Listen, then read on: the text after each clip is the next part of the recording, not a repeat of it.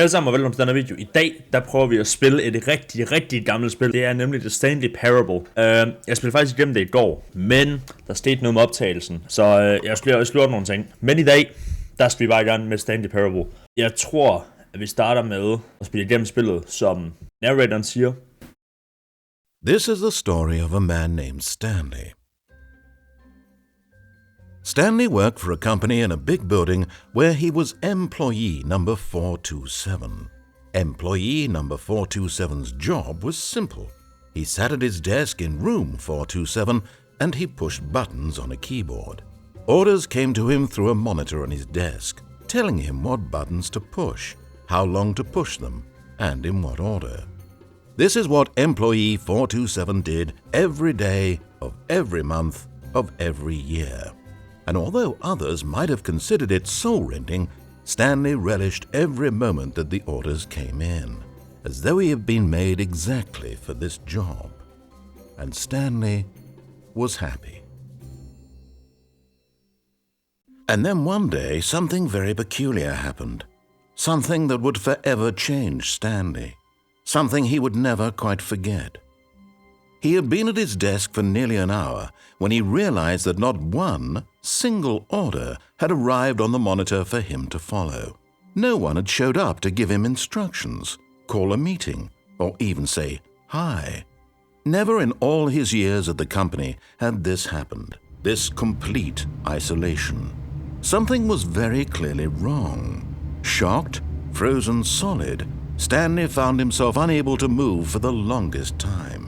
But as he came to his wits and regained his senses, he got up from his desk and stepped out of his office. Okay, så. Yes. Jamen, vi kan se, om vi kan titte rundt. Jeg har hørt, der skal være udgivet en ny... All of his co-workers were gone. What could it mean? Stanley decided to go to the meeting room. Perhaps he had simply missed a memo. Jeg tror, vi skal... No matter how hard Stanley looked, he couldn't find a trace of his co-workers. Vi skal prøve... Okay. Jeg vil gerne prøve at se, om jeg ikke kan finde nogen form for secrets, hvis jeg er heldig måske, fordi at... Jeg kan se, hvad der er rundt omkring. Muligvis. Hvad er det her? Der er nogle papirer her. Det kan jeg ikke læse.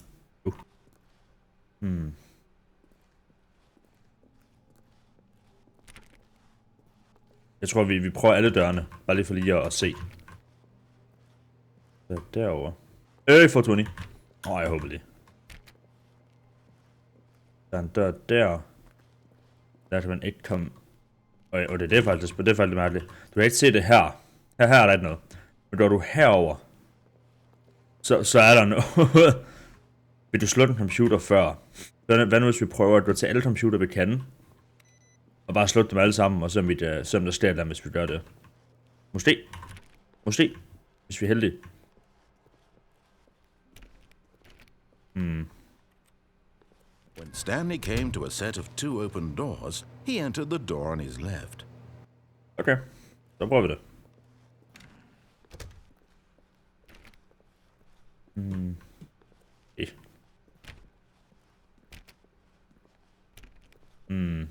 Det ser ud til at være noget specifikt. Yet there was not a single person here either. Feeling a wave of disbelief, Stanley decided to go up to his boss's office, hoping he might find an answer there. Okay. This is last to assure the employees that they... Okay, no, ja.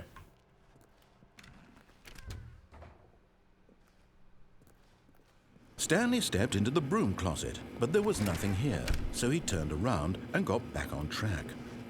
Jeg så faktisk en. Han sad herinde i, jeg tror det var en time eller et eller andet. Og jeg tror, narratoren snakkede jo bare, det var vist det eneste sted, tror jeg faktisk. Coming to a staircase, Stanley walked upstairs to his boss's office. Okay, så prøver vi det.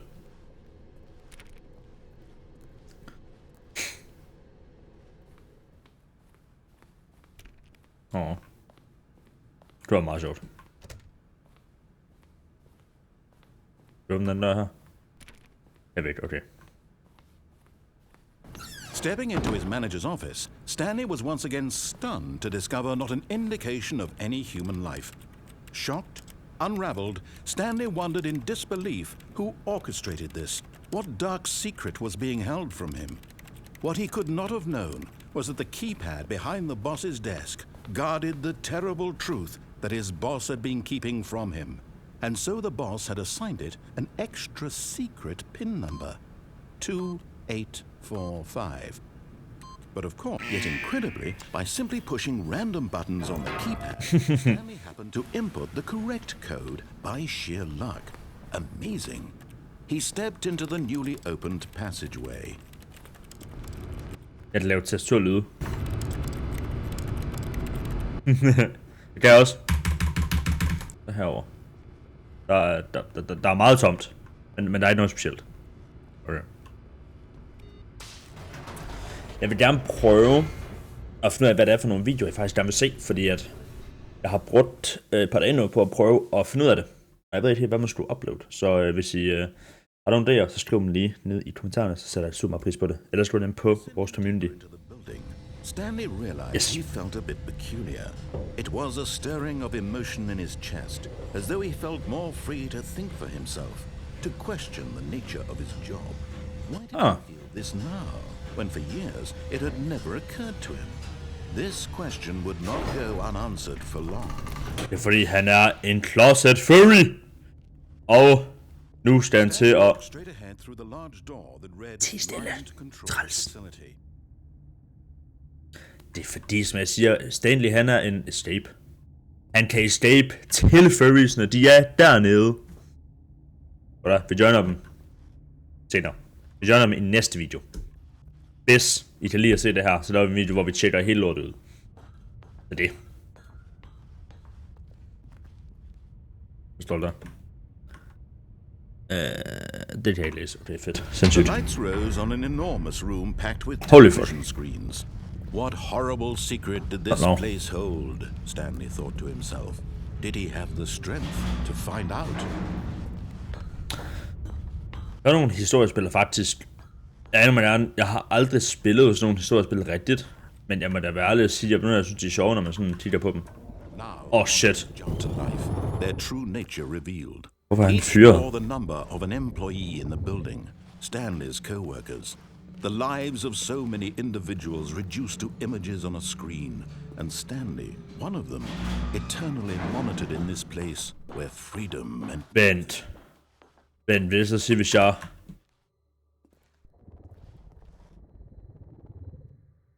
Ja. Okay, hvad var det for... Hvad fanden var det? 24-6? Ej, hvad fanden var det på? Hvad fanden var... Nej, hallo? Nå, okay. Hvad fanden var det for et nummer, vi... Stanley, hvad fanden var det for et nummer, vi havde? Jeg fandme ikke huske. This mind control facility, it was too horrible to believe. It couldn't be true. Had Stanley really been under someone's control all this time? Was this the only reason he was happy with his boring job? That his emotions had been manipulated to accept it blindly?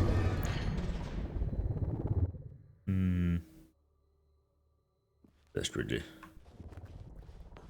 Ej, den skriver mig seriøst, at den gør det der. Sådan virkelig. Refused to believe it. He couldn't accept it. His own life in someone else's control? Never. It was unthinkable, wasn't it? Was it even possible? Had he truly spent his entire life utterly blind to the world? But here was the proof, the heart of the operation. Controls labeled with emotions, happy or sad or content, walking, eating, working, all of it monitored and commanded from this very place. And as the cold reality of his past began to sink in, Stanley decided that this machinery would never again exert its terrible power over another human life, for he would dismantle the controls once and for all. Altså, der er en rød knap her. Den kan jeg ikke trykke på. Men jeg trykker på alle de her. Men jeg kan ikke slutte computeren, ser det til. Okay. Det er så fint, det er så fint. Godt så. Mind control idly awaiting input. Okay. Så prøver vi det. And when at last he found the source of the room's power, he knew it was his duty. Nej, hvad? Stanley, you didn't just activate the control, did you? Nej, hvad? After they kept you enslaved all these years, you Nej, det var ikke meningen. Hallo. Nej, hallo. Is that what you wanted? Det var ikke meningen. Oh, Stanley. Det var ikke meningen. I applaud your effort, I really do. But you need to understand, there's only so much that machine... Nej, jeg vil gerne slutte den. Det var ikke meningen. Hallo. Jeg har trykket se rundt. Hallo. Slut. Jeg vil slutte den for helvede. Have nearly the power you think you do, for example, and I believe you'll find this pertinent. Nej, jeg vil slutte den. Suddenly realized he had just initiated the network's emergency detonation system. Hvad? In the event that this machine is activated without proper DNA identification, nuclear detonators are said to explode. Okay, hvad med at vi lige klapper med hænderne for lige at komme tilbage til hovedet? Fuck, man. 2 minutes. Now this is making things a little more fun, isn't it, Stanley? It's your time to shine. You are the star. It's your story now. Shape it to your heart's desires. Oh, this is much better than what I had in mind. What a shame we have so little time left to enjoy it. Mere moments until the bomb goes off. But what precious moments each one of them is. More time to talk about you, about me. Hvad? What all this means, I barely know where to start. What's that? You'd like to know where your co-workers are? A moment of solace before you're obliterated? All right, I'm in a good mood. You're gonna die anyway. I'll tell you exactly what happened to them. I erased them. I turned off the machine. I set you free.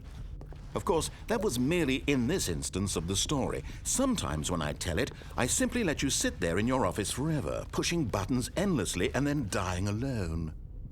Other times, Fuck's sakes. sink into the ground, swallowing everyone inside, or I let it burn to a crisp. Vent. I have to say, 024 this version of events has been rather amusing. Watching you 024001. Hvad? back the control wrested away from you, it's quite rich. I almost hate to see it go. But I'm sure whatever I come up with on the next go around will be even better. My goodness, only 34 seconds left. But I'm enjoying this so much. You know what? To hell with it. I'm going to put some extra time on the clock. Why And- not? These are precious additional seconds, Stanley. Time doesn't grow on trees. Hvad? Oh dear me, what's the matter, Stanley? Is it that you have no idea where you're going or what you're supposed to be doing right now? Or did you just assume when you saw that timer that something in this room was capable of turning it off? I mean, look at you. Running from button to button, screen to screen, clicking on every little thing in this room. These numbered buttons, no, these colored ones. Or maybe this big red button, or this door. Everything, anything, something here will save me. Why would you think that, Stanley? That this video game... Røn ved nummer 3. One solved? Do you Hvor er nummer have 3? any idea what your purpose in this place is? Vent, en blå 3'er. You're in for Der er 3 her. disappointment. But here's a spoiler for you. That timer isn't a catalyst to keep the action moving along. It's just seconds ticking away to your death. You're only still playing instead of watching a cutscene because I want to watch you for every moment that you're powerless. To see you made humble. Ja. Hvad? This is not a challenge. It's a tragedy. You wanted to control this world, that's fine. But I'm going to destroy it first, so you can't. Goodbye, employee. Take a look at the clock, Stanley. 42. Nej! 30 seconds until a big boom and then nothing. No ending here. Just you being Nej! pieces. Will Lad you mig... Kom nu! to your frail life, or will you let it go peacefully? Lad mig gøre et eller andet. Kom nu! Choice. Make it count. Or don't. Same to me. All a part of the joke. Kom nu! And believe me, I will be laughing at every second of your inevitable life. Kom nu! From the moment we fade. Nej! Until the moment I... Det er slet ikke slut sådan her!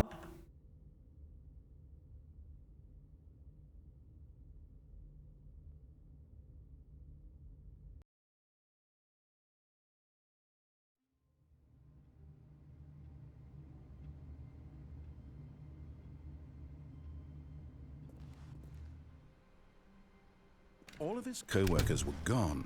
What could it mean? Stanley decided to go to the meeting room. Perhaps he had simply missed a memo. Hvad for det der? When Stanley came to a set of 2 open doors, he entered the door on his left. Er det så bare det hende med at spille nu, eller hvad? Eller hvad fanden? Jeg ved ikke, hvad der foregår længere. Jeg tager tråden, ærligt. Jeg prøver bare lige at køre igennem det hele, bare lige for lige at se, hvad der sker. Okay, vi prøver da bare videre, så. Okay, jeg gad... okay, lad mig forklare. Jeg gad at spille igennem original, som man egentlig skal, du ved, følge narratoren. At jeg så kommer til at trykke på at tænde lortet, det var måske ikke så smart, vel? Men for helvede!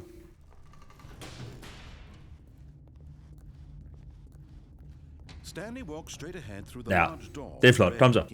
All of it monitored and commanded from this very place. And as the cold reality of his past began to sink in, Stanley decided that this machinery would never again exert its terrible power over another human life. Sådan gør man det. Hvad sker nu?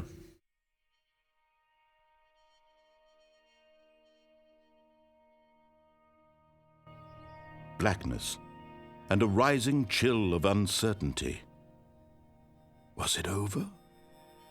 Jeg kan ikke huske. Yes. He had won. He had defeated the machine, unshackled himself from someone else's command. Freedom was mere moments away. And yet, even as the immense door slowly opened, Stanley reflected on how many puzzles still lay unsolved. Where had his co-workers gone? How had he been freed from the machine's grasp? What other mysteries did this strange building hold? But as sunlight streamed into the chamber, he realized none of this mattered to him, for it was not knowledge or even power that he had been seeking, but happiness. Perhaps his goal had not been to understand, but to let go. No longer would anyone tell him where to go, what to do, or how to feel. Whatever life he lives, it will be his. And that was all he needed to know. It was perhaps the only thing worth knowing. Stanley stepped through the open door. Okay. Og det gør vi bare så. Okay. The feeling of liberation, the immense possibility of the new path before him. This was exactly the way, right now, that things were meant to happen. And Stanley was happy. Og nu er han glad. Okay. Well, det virker til at have været Stanley's Parable, eller The Stanley Parable.